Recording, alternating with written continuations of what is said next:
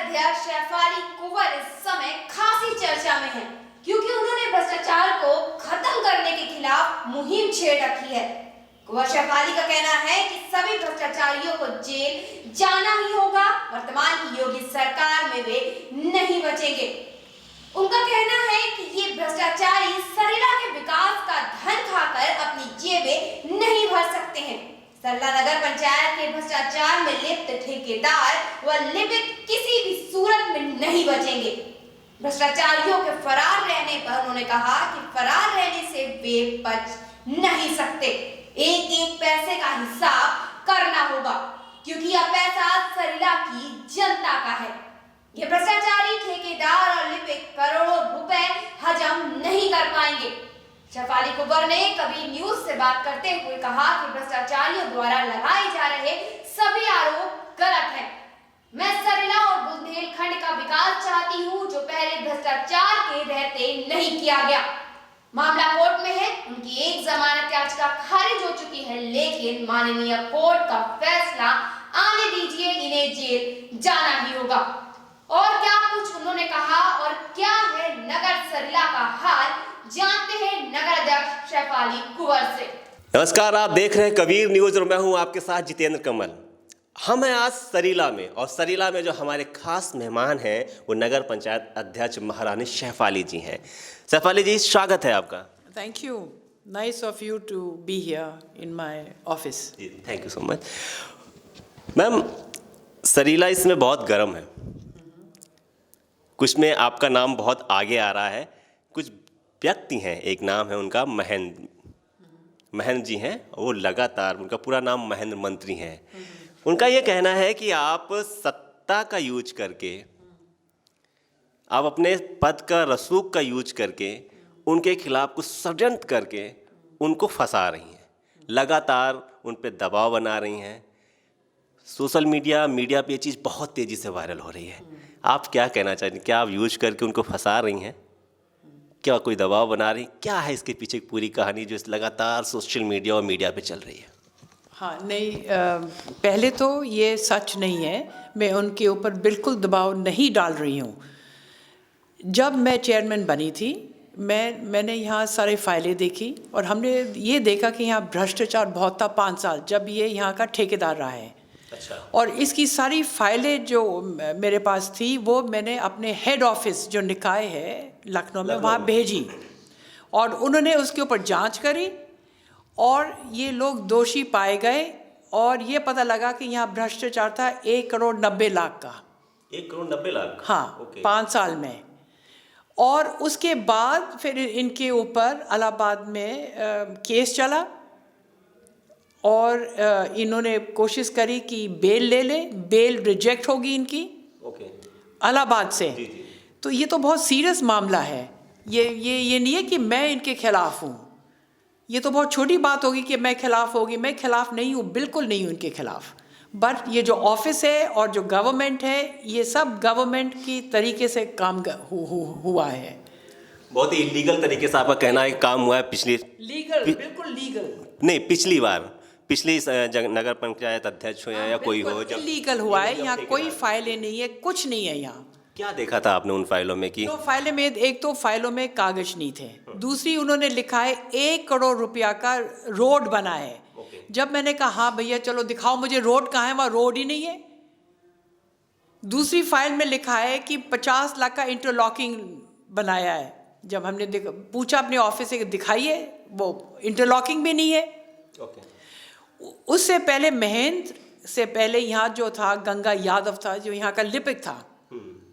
तो गंगा यादव, उसने अपने लड़के को यहाँ गलत रखा है, क्योंकि उसकी यहाँ पोस्टिंग कर दी जो गलत थी, राघवेंद्र सिंह। इलीगल देख रहे हैं आप, चलिए। तो इलीगल थी, तो राघवेंद्र था, गंगा यादव था और महेंद्र यहाँ का ठेकेदार था, कॉन्ट्रैक्टर था। तो इन्होंने बहुत गलत काम किया है, जो ये पकड़े गए, ऑफिशियली पकड़े गए। मैं नथिंग पर्सनल। ठीक है, आप तो अपने कार्यों का दायित्व निभा रही थी। हाँ, बिल्कुल। एज ए चेयरमैन मैंने किया है, क्योंकि मेरे से पहले यहाँ सब अंगूठा छाप थे। अच्छा। तो इन्होंने कुछ भी लिखवा लिया, कुछ भी करवा लिया, वो मेरे से नहीं करवा पाए। मैम ये बताएं कि केवल महेंद्र मंत्री के साथ साथ अकेले तो सब इस भ्रष्टाचार में अकेले तो व्याप्त नहीं होंगे, कुछ और लोग भी होंगे।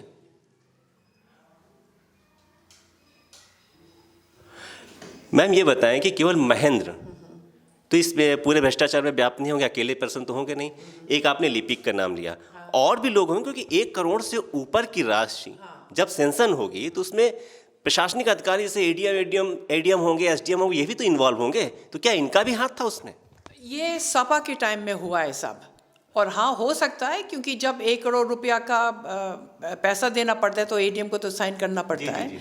तो ये हुआ है बीजेपी के टाइम में नहीं, सपा के टाइम में। अच्छा, ये पूरा का पूरा भ्रष्टाचार सपा के कार्यकाल में हुआ है पूरा, लगभग 1 करोड़ 90 लाख 1 करोड़ 90 लाख का पूरा भ्रष्टाचार। हाँ, और अगर मैं पीछे जाऊं, अभी तो मैं 5 साल की बात कर रही हूँ, अगर मैं पीछे जाऊं तो ये गंगा यादव ने करीब 11 करोड़ का भ्रष्टाचार किया है सरीला से। 11 करोड़, क्योंकि मेरे पास बैंक की किताबें हैं, सब चीज़ें हैं। अभी पन्ने और खुलने बाकी हैं। महेंद्र मंत्री जी केवल अभी 1 करोड़ 90 लाख का ही लेके बैठे हैं, लेकिन हो सकता है कि आगे आने वाले समय में और भी लपेटे में आ सकते हैं। आपका ये कहना है? बिल्कुल बिल्कुल बिल्कुल। अच्छा, बहुत गंभीर आरोप वो लगा रहे हैं। उनका ये कहना है कि आप जो भी कर रही हैं, आपने तो एक फेज़ बताया कि नहीं, सारी चीज़ें एक नियम कानून के दायरे में की जा रही हैं, आपका उसमें कोई भी लेना देना नहीं है, क्योंकि आपने अपने कार्यों का दायित्व निभाया है। इसके बाद सारी चीज़ें प्रशासनिक स्तर पर और न्यायिक स्तर पर चल रही हैं, कोर्ट में चल रही हैं। आपने बताया बेल रिजेक्ट हो चुकी है ऑलरेडी। उन्होंने एक आरोप लगाया है कि नहीं, ये सब चीज़ें कॉन्टीन्यूअस चल रही थी, चले जैसे भी था, लेकिन जो आप कर रही हैं, इंटेंशनली कर रही हैं, प्रायोजित होकर कर रही हैं, क्योंकि वो आपके खिलाफ चुनाव में खड़े हुए थे। इस बात में कहाँ तक इत्तेफाक है? नहीं, देखिए, ये तो कॉमन सेंस है कि 30 लोग खड़े थे, वो सब हारे, तो मैं उनके खिलाफ कहाँ लड़ी हूँ? बात सही है। तो फिर उनकी बात गलत है, बिल्कुल। हाँ, तो कम मैं से कम उनके खिलाफ नहीं हूँ, बिल्कुल नहीं हूँ उनके खिलाफ। आप किसी व्यक्ति के खिलाफ नहीं है, नहीं है, बिल्कुल। लेकिन जो जिस तरीके की कार्रवाई की जा रही है, जो कार्यकलाप किया जा रहा है, आप उसके खिलाफ है। तो मैम जी का ये आरोप था, मैम ने जवाब दिया है कि नहीं, मैं उनके खिलाफ नहीं हूँ, कोई राजनीतिक प्रतिद्वंद्विता नहीं है, क्योंकि इनके खिलाफ तो और भी 29 लोग, उनके अलावा 28 लोग लड़े हुए थे चुनाव, वो लोग तो सामने नहीं आ रहे। ठीक है, लेकिन एक आरोप वो और लगाते हैं, जैसे सरीला जाना जाता है आपके और आपके परिवार के नाम से, महल है आपका यहाँ पे। उनका कहना है कि नहीं, आप लोगों पे प्रेशर बनाती हैं कि हमें वो रजवाड़े वाला जो फैशन था, जो नियम कानून थे, उनको बना के रखिए। आप सीधे शब्दों में कहें तो आप खुद को महाराजा या महारानी कहलाना ज़्यादा पसंद करती हैं आज के संवैधानिक युग में।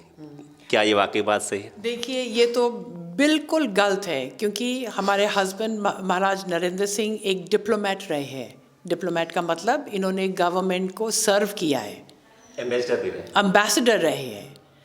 और दूसरी बात यह है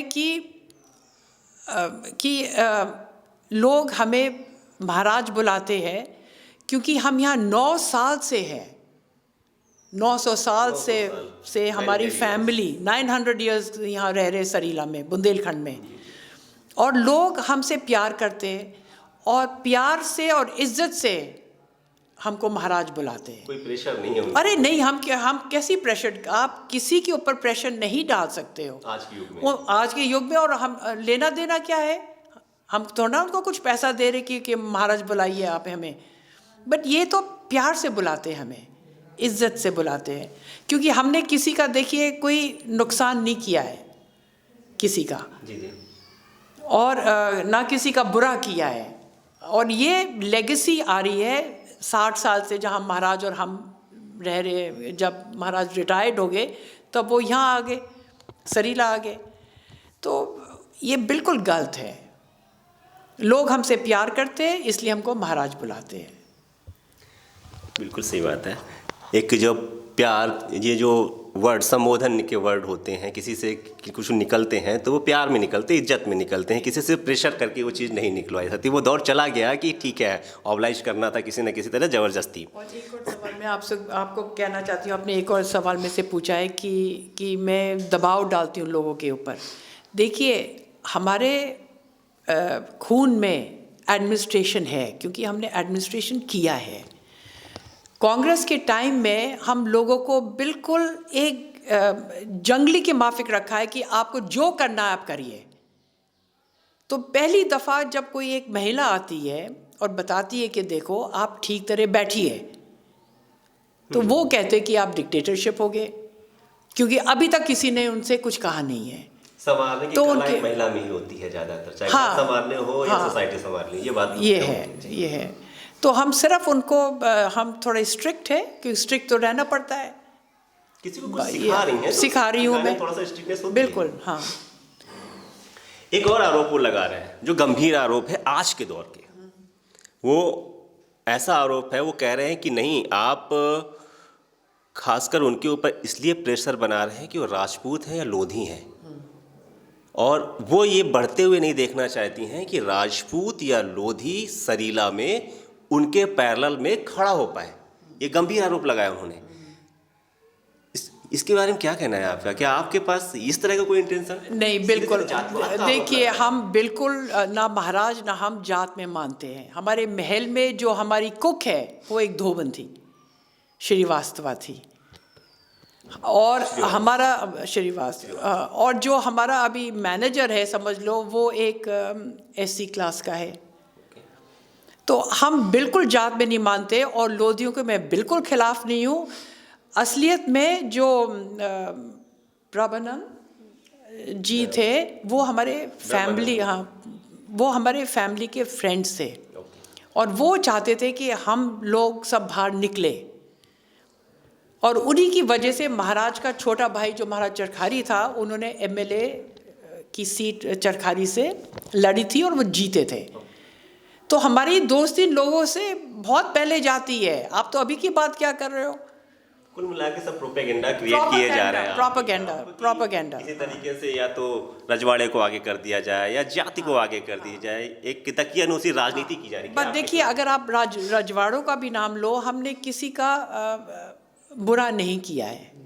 कुल मिला के ये नैरो माइंडेड पॉलिटिक्स चल रही है। नैरो माइंडेड पॉलिटिक्स चल रही है, ये आपके खिलाफ करी जा रही है। बिल्कुल बिल्कुल। मैंने कुछ वीडियो देखे हैं सोशल मीडिया पे, उनका वाइफ और उनकी बेटी आगे आके कह रही हैं कि नहीं आपकी वजह से वो घर पे नहीं रह पा रहे हैं, लखनऊ की गलियों में दर दर भटक रहे हैं। उनकी बेटी कह रही है कि नहीं मेरे स्कूल में मेरा एडमिशन नहीं हो पा रहा है। तो ये दबाव, ये रुतबा, नहीं ये बिल्कुल झूठ है। ये तो सब लोग जानते हैं। देखिए आप हिंदुस्तानियों को बेवकूफ़ नहीं बना सकते।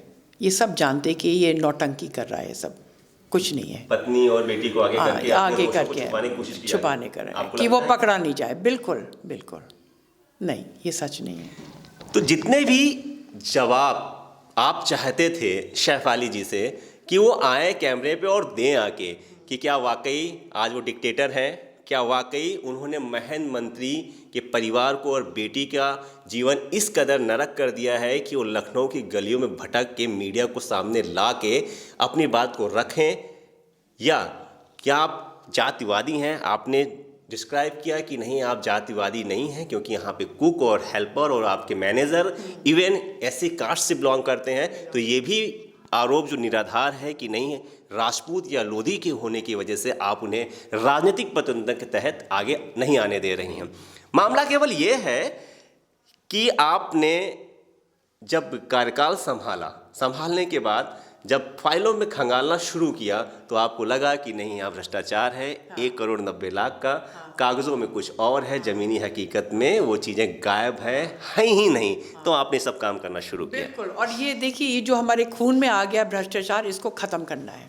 किसी हालत में मैं ख़त्म करके जाऊंगी अपना पूरा चेयर। ये आपने अब प्रण कर रखा है? बिल्कुल। ये मुहिम आपने तभी चला? बिल्कुल बिल्कुल। इसलिए मैंने ये ऑफिस खोला यहाँ, और यहाँ बिल्कुल कोई भ्रष्टाचार नहीं है, बिल्कुल नहीं है। मैंने सुना है लोगों से भी, जब मैं इधर आ रहा था तो आपने ऑफिस का कलेवर बदल के रख दिया है। हाँ। कुछ तो भ्रष्टाचार की वजह से, कुछ ये जो मैं देख रहा हूँ काफ़ी कुछ चेंजमेंट है। और क्या चेंजमेंट आप नगर पालिका में चाहती हैं? नहीं, मैं बहुत चाहती हूँ एक तो अच्छे ऑफिसर्स आए और प्रोफेशनलिज्म होए, एडमिनिस्ट्रेशन बहुत अच्छा होए, ये सब होना चाहिए।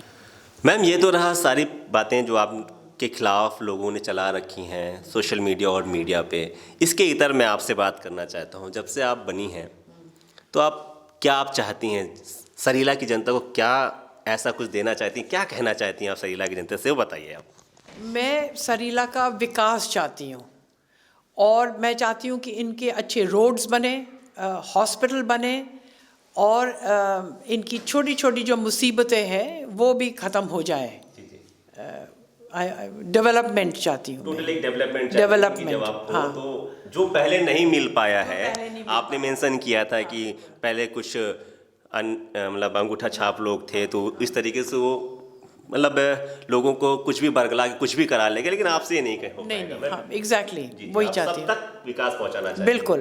तो ये थी हमारे साथ नगर पंचायत अध्यक्ष सरीला से महारानी शहफाली जी। शहफाली जी का ये अंतिम उद्देश्य ये है कि जो भी फैसिलिटीज़, जो भी डेवलपमेंट हो, वो केवल कुछ लोगों तक सीमित ना हो, वो यहाँ सरीला में अंतिम पायदान पर बैठे हुए व्यक्ति तक भी पहुँचे, तब उनका नगर पंचायत अध्यक्ष बनना चिरतार्थ होगा। तो मैम, हमसे बात करने के लिए बहुत बहुत धन्यवाद। Thank you very much.